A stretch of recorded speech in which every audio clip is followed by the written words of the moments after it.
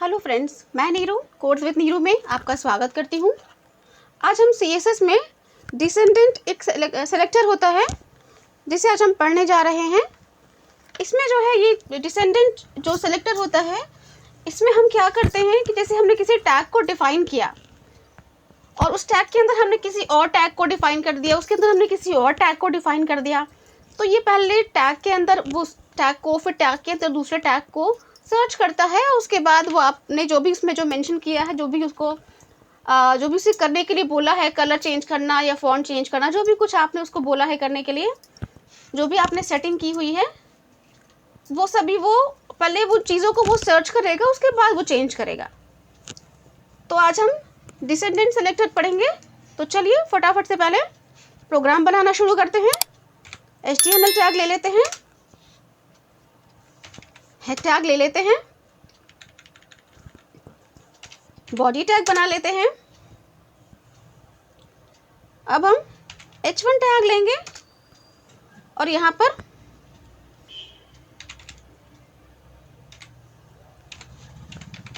Hyper text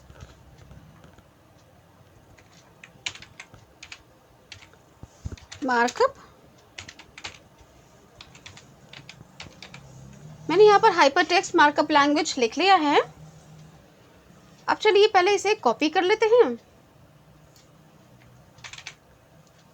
next line पर div tag बना लेते हैं, यहाँ भी इसे पेस्ट कर लेंगे।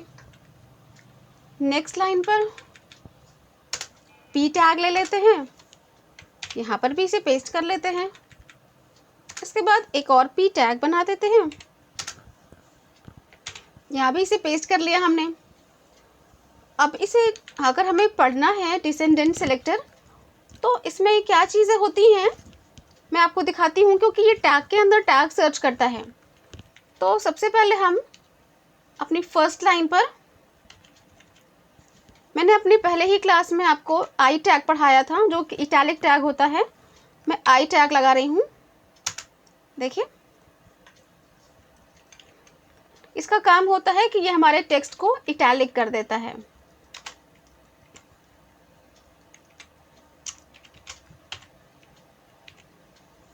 मैंने पहली लाइन पे H1 टैग में इटैलिक टैग लगाया हुआ है। नेक्स्ट लाइन में हम बोल्ड टैग लगाते हैं। बोल्ड टैग का काम होता है, ये हमारे टेक्स्ट को बोल्ड कर देता है। और ये भी मैंने अपनी पहली ही क्लास में पढ़ा दिया था। अगर आपने नहीं देखा है तो आप मेरी पिछली वीडियो में जा कर के देख सकते हैं।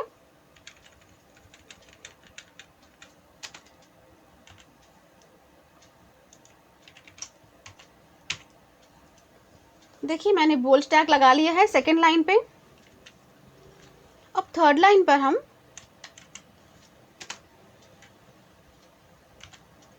फिर से इटैलिक टैग लगाते हैं।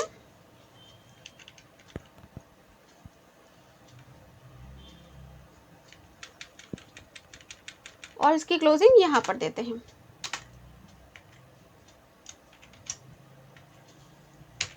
देखिए मैंने आई टैग क्लोज कर लिया है।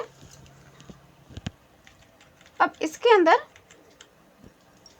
बोल्ड टैग लगाते हैं।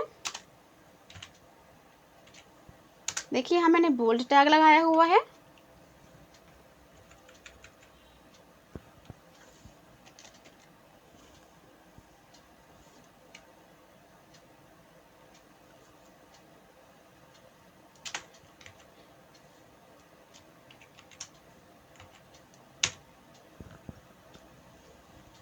और लास्ट लाइन पर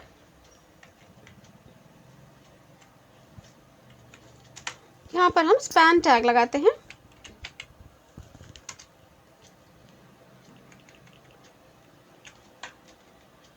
और स्पैन टैग के अंदर इटैलिक टैग लगा लेते हैं।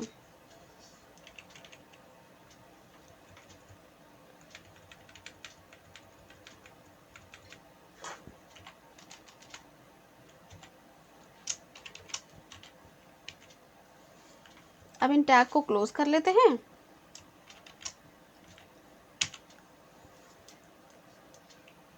देखिए ये तो हमने कुछ टैग्स के अंदर टैग लगाए हैं, क्योंकि हमें जो पढ़ना है उसका काम ही यही है कि वो टैग्स के अंदर टैग्स को सर्च करता है। इसलिए हमने एक छोटा सा टैग्स के अंदर टैग्स लगा करके एक प्रोग्राम बनाया है। अब हम चलते हैं CSS डिफाइन करने। तो देखिए, CSS हमेशा हेड में डिफाइन किया जाता है। तो पहले स्टाइल ले लिया। अब हम पहली लाइन हमारे पास H1 है, तो हम H1 में हमने इटैलिक लगाया हुआ है, इटैलिक टैग लिया हुआ है हमने H1 में। तो H1 में हमने I डिफाइन किया और I के साथ हमने ब्रेसेस लगाया। अब यहाँ पर हम कलर ले लेते हैं और कलर में मैं रेड ले लूँगी। नेक्स्ट लाइन हमारे पास div टैग की है और div टैग में हमने बोल्ड टैग लगा रखा है।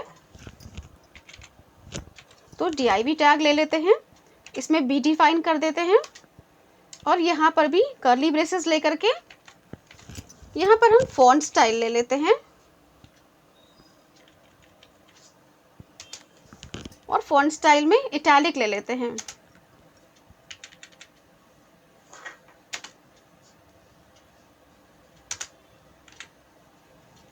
नेक्स्ट लाइन देखिए हमारे पास है। नेक्स्ट लाइन पर हमने देखिए p टैग लिया है और p टैग के अंदर हमने i टैग और i टैग के अंदर हमने b टैग लिया हुआ है। तो इसे हम यहाँ पर डिफाइन करते हैं। पहले हमने p टैग लिया है, p टैग के अंदर हमने i टैग लगाया हुआ है और i के अंदर हमने b टैग लगाया हुआ है। तो यहाँ पर हम कर्ली ब्रेसेस ले लेंगे,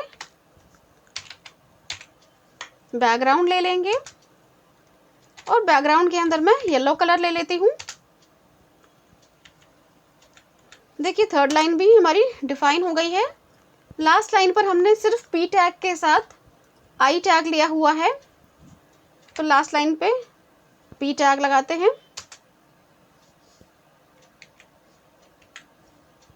p टैग लिया,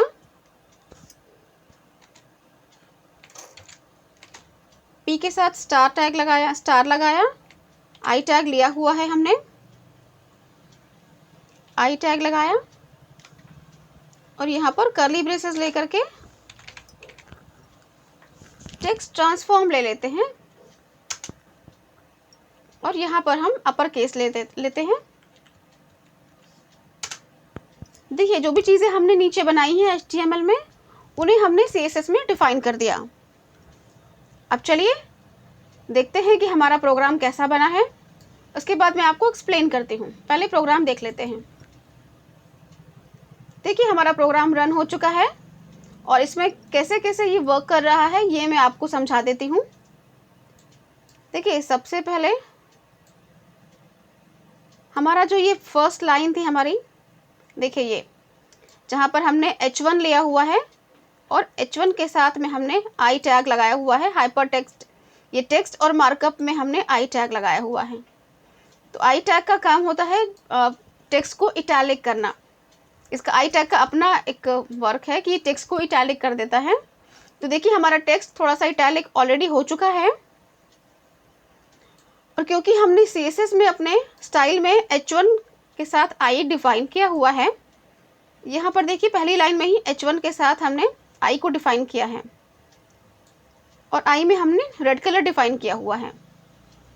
तो देखिए ये हमारी पहली ही लाइन पे जब हमारे प्रोग्राम ने जब सर्च किया, CSS ने जब सर्च किया, तो उसी पहली लाइन में जब उसे H1 मिला, पहले उसने H1 सर्च किया और उसके बाद उसने I को सर्च किया। तो पहले उसे H1, ये पूरी लाइन H1 मिली, उसमें उसने I को सर्च किया। I हमारे ये इतने ही से ही टेक्स्ट में I का टैग लगाया था हमने।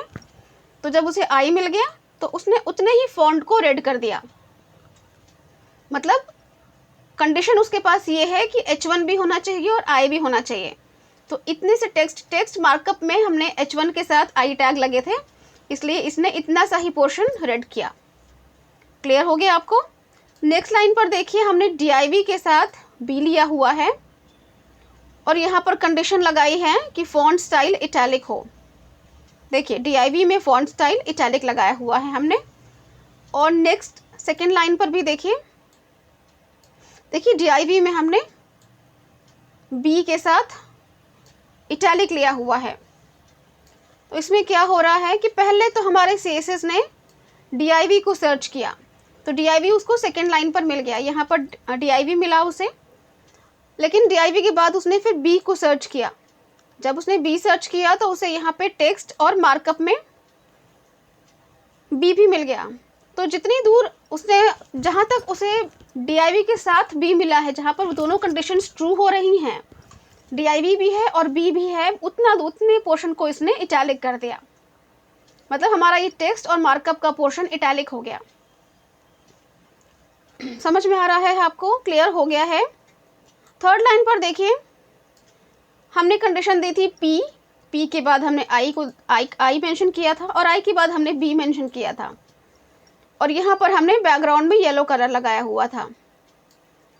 देखिए तो हमारी थर्ड लाइन पर क्या कंडीशन थी, यहाँ पर देखिए पहले हमने P टैग लिया हुआ है, P टैग के बाद देखिए हमने I टैग लगाया हुआ है इटैलिक,